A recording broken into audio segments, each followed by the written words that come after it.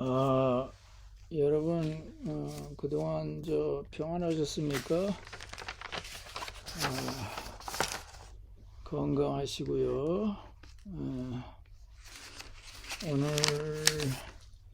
본문 말씀은 요한복음 19장 17절부터 17절부터 19절이요. 그들이 예수를 맡으며 예수께서 자기의 십자가를 지시고 해골이라는 곳에 나가시니 그들이 거기서 예수를 십자가에 못 박을새 다른 두 사람도 그와 함께 좌우편에 못 박으니 예수는 그 가운데 있더라. 빌라도가 배를 서서 십자가 위에 붙이니 나사렛 예수 유대인의 왕이라 기록되었더라. 아멘. 또 사도행전 2장 1절부터 4절 오순절 날이 이름에 그들이 다 같이 한 곳에 모였더니 호련히 하늘로부터 급하고 강한 바람 같은 소리가 있어 그들이 앉아놓은 집에 가득함이 마치 불의 혀처럼 갈라지는 것들이 그들에게 보여 각 사람이 하나씩 임하였더니 그들이 다 성령의 충만을 받고 성령이 말하게 하심을 따라 다른 언어들로 말하기를 시작하니라. 아멘.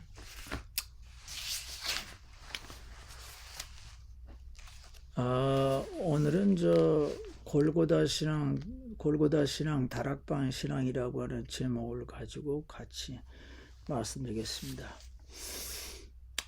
우리는 제대로 신앙생활 하려고 하면은 이 두 가지 신앙이 다 필요합니다. 먼저 골고다 신앙으로 무장하고 그 다음에 다락방 신앙으로 무장해야 됩니다. 골고다 신앙이라고 하는 것이 뭐냐?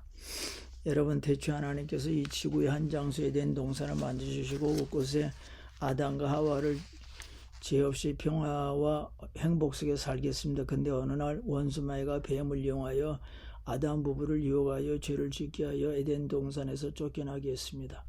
그 이후 모든 인류는 죄인이 되었습니다. 그래서 영적으로 하나님과 관계가 깨졌고 이것이 영적 죽음입니다. 요한복음 6장 23절 죄의 값은 사망이요. 아멘. 하나님께서 죄값으로 지옥 가야 하는 인류를 구원하기 위해서 구원의 길을 열어놓으셨습니다. 그것이 예수님의 십자가입니다.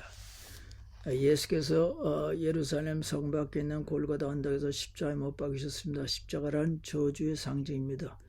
예수님에게 저주의 상징입니다. 그 당시 큰 강도들이 자기 죄값으로 십자가형에 처해졌습니다. 그런데 예수께서도 십자가에 못 박히셨습니다. 그 이유는 자기 죄 때문이 아닙니다. 예수님은 죄가 하나도 없습니다. 온 인류의 모든 죄를 다 자기가 짊어지고 십자가 형벌을 받으셨습니다.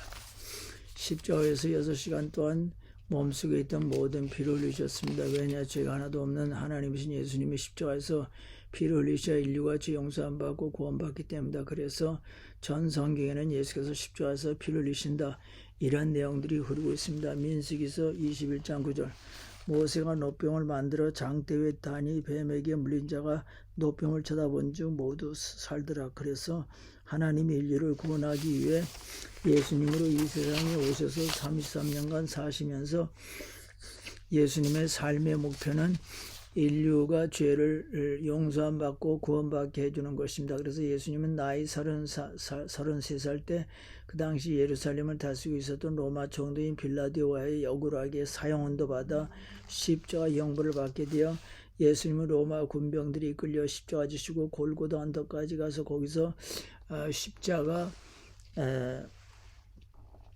지시고 골고다 언덕까지 가서 십자가 형벌을 받으셔서 온몸 속에 있는 피를 다 쏟으셨습니다. 피를 쏟으면서 예수님이 다 이루었다. 즉 내가 온 인류의 모든 죄값을 다 지불했다. 온 인류들이 받아야 할 모든 죄 형벌을 다 지불했다고 선언했습니다. 여러분, 예수님이 골고다 언덕 위에 세워진 십자가 위에서 흘리신 예수님 피 때문에 예수님 피를 믿는 여러분 또한 예수님 부활을 믿는 여러분이 예수님의 은혜 때문에 여러분의 죄가 용서함받고 구원받았습니다. 에베소 1장 7절 예수님의 그의 피로 말미암아 속량과 죄사함을 받았느니라.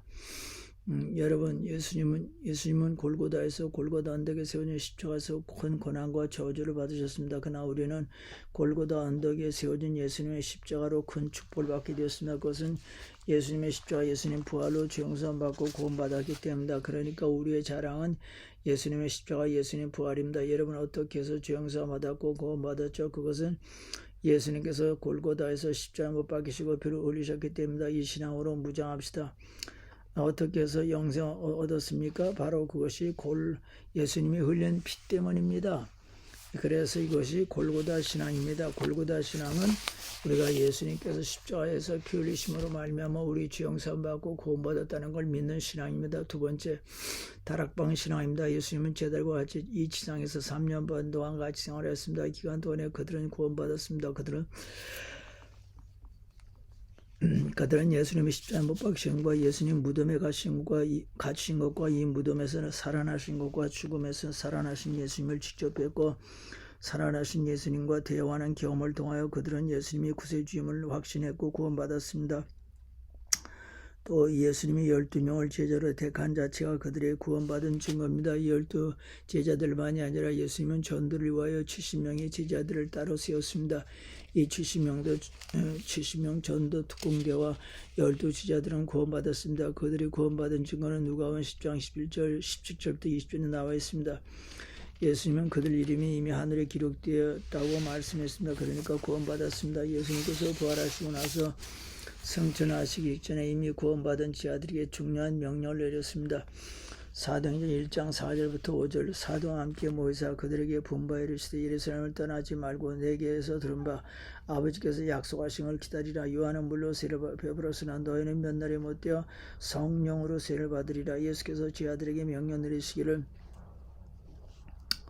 성령 받으라. 성령 받아 하나님의 일을 하라. 성령 받을 때까지는 예루살렘에 남아있으라고 그랬습니다. 만약 제자들이 그 당시에 구원 못 받았다면, 만약 예수님이 자기들의 구세주임을 몰랐다면 예수님께서 제자들에게 예루살렘에 남아있어서 성령 받아라 이런 명령을 내리셨을 때 제자들은 이렇게 행동했을 것입니다. 예수님 우리를 남겨두고 혼자 사라졌네. 너무하다.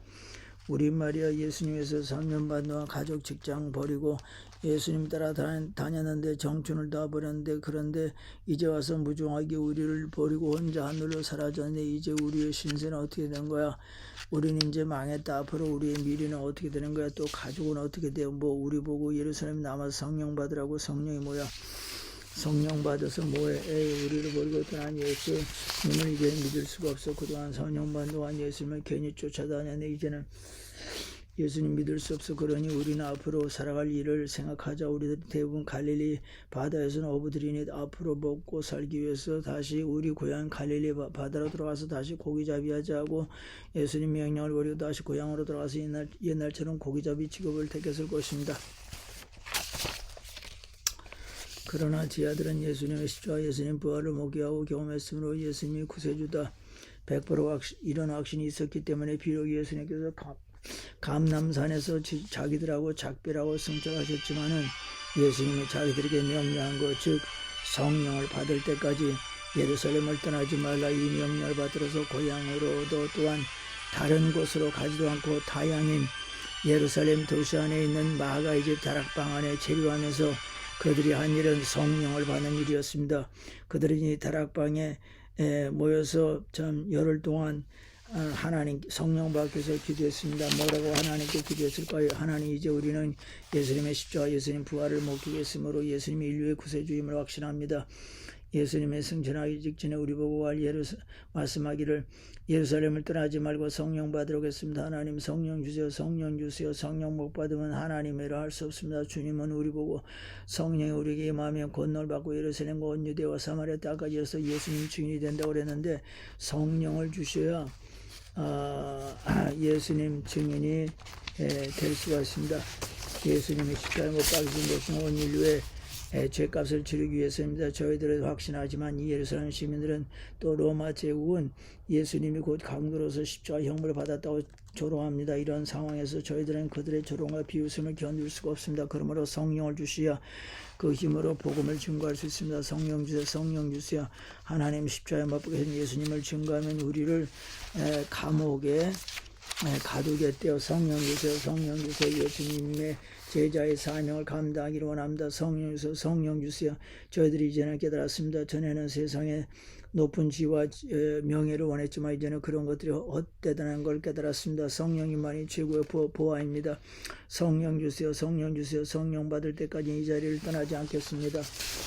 영적인 힘이 필요합니다. 하나님 저희들에게 성령 주세요. 성령 주세요. 예수님은 거짓말할 뿐이 아닙니다. 저희들은 예수님이 말씀하신 성령을 받고 싶습니다. 성령 주세요. 성령 주세요. 성령 받을 때까지 이 자리를 예루살렘을 떠나지 않겠습니다. 하나님 성령 주세요. 성령 주세요. 이렇게 날마다 오직 한 가지 기도 제목으로 땀 흘리면서 전심을 기도하는데 기도한 지 10일 만에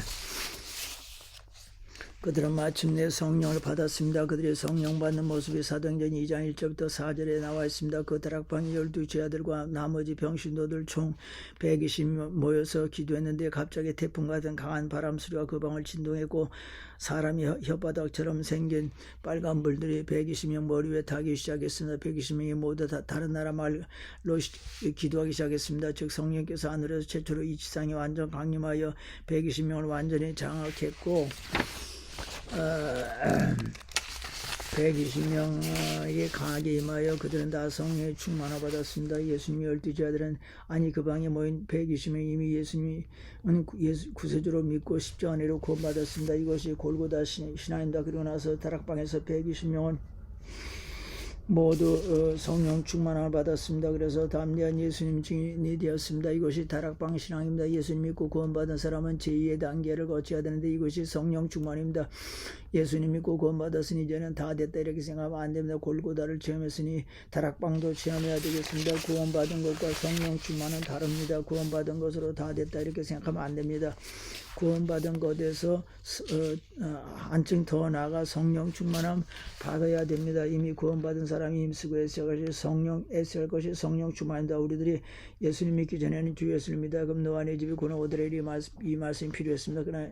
그러나 이미 예수님 믿고 구원받은 우리는 이제는 오직 성령의 충만함을 받으라 이 말씀이 필요합니다. 예수님 믿고 구원받은 사람이 반드시 해야 할 일이 성령 충만합니다. 예수님 믿고 구원받은 사람은 두 번째 단계의 신앙 즉 다락방 신앙 성령 충만은 받아야 됩니다. 이것이 중요합니다. 구원받은 우리에게는 아주 중요합니다. 주여 저는 예수님 믿고 구원받았지만 성령 충만하지 못합니다. 이 험한 세상에 살다 보니 신앙이 냉랭해졌습니다. 생존 경쟁이 심한 세상에 살다 보니 제 속에는 성령의 불이 다 꺼져가고 있습니다. 주여 먹고 사는 일이 바빠서 살다 보니까 지금 성령 충만하지 못합니다.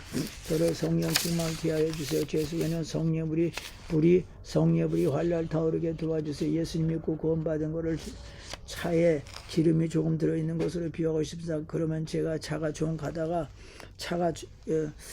예수님 믿고 구원받은 거를 차에 기름이 조금 들어있는 것으로 비유하고 싶습니다. 그러면 차가 좀 가다가 시동이 꺼집니다. 그러나 성령 충만한 차 기름통에 벤진으로 가득 차 있는 것을 말합니다. 기름으로 가득 차 있어 보십시오. 그러면 차가 힘을 받아서 힘차게 수백 킬로가 달립니다. 내 영혼 속에 이 성령의 기름으로 가득 차야 힘차게 신앙생활 할 수 있습니다. 그래서 성경은 예수님 십자가도 예수님 부활도 다 강조하지만 또한 성령 충만도 많이 강조합니다.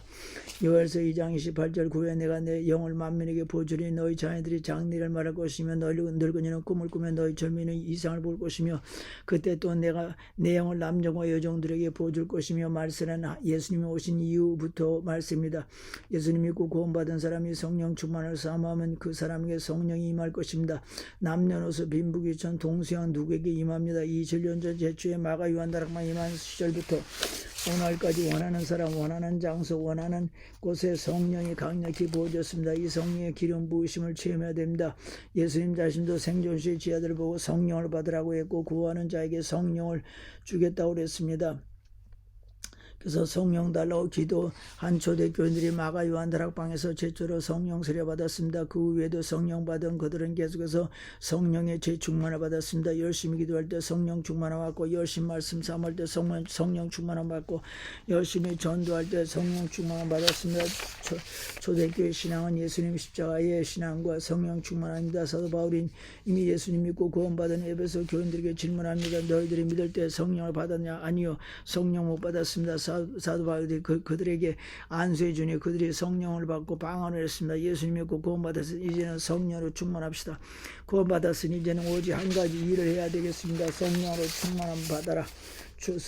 정말 힘써야 할 것이 성령 충만합니다. 정말로 애써야 할 것이 성령 충만합니다. 온 정성 온 마음과 마음을 기울여야 할 것이 성령 충만합니다. 예수님의 십자가 은혜로 구원받았으니 이제는 성령 충만함 받읍시다. 영생 얻었으니 이제는 성령 충만함 받읍시다. 하나님 백성이 되었으니 이제는 성령 충만함 받읍시다. 에베소 5장 18절 오직 성령으로 충만함 받으라. 하늘나라에 여러분의 이름이 기록되어 있는 것을 믿으십니까? 그것으로 만족하지 말고 이제는 성령 충만함 받으십시오.